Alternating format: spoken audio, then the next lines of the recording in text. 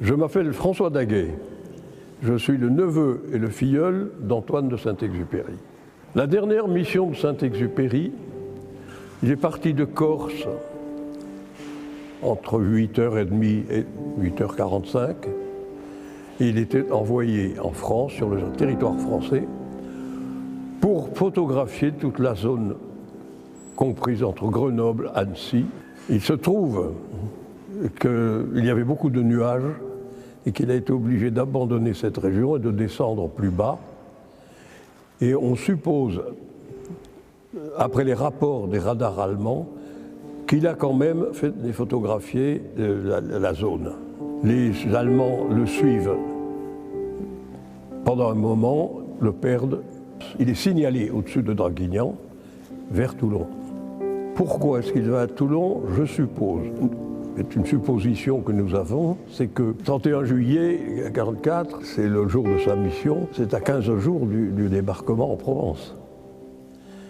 Il sait qu'il va y avoir un débarquement là.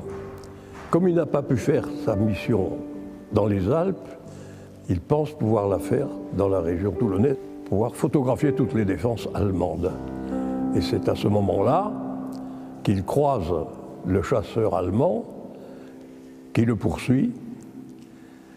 On ne sait pas si il s'en est aperçu, mais peut-être parce que, d'après le chasseur allemand, l'avion de Saint-Exupéry, le P-38, a accéléré, mais trop tard.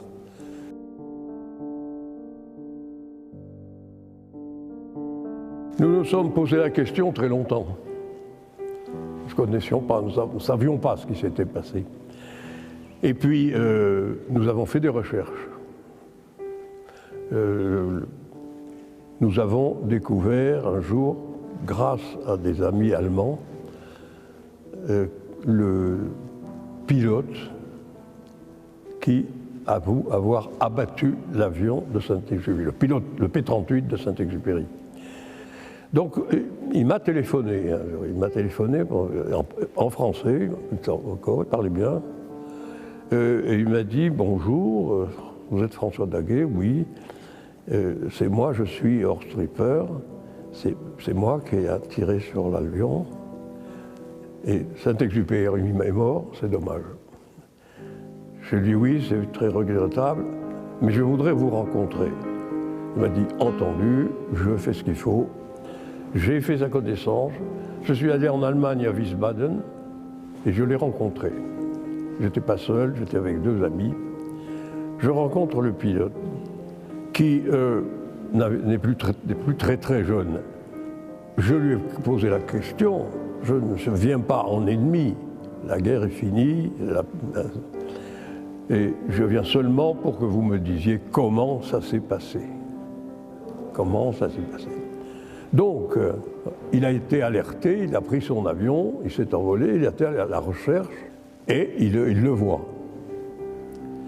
Il le voit et la suite, vous connaissez, il a été abattu, etc.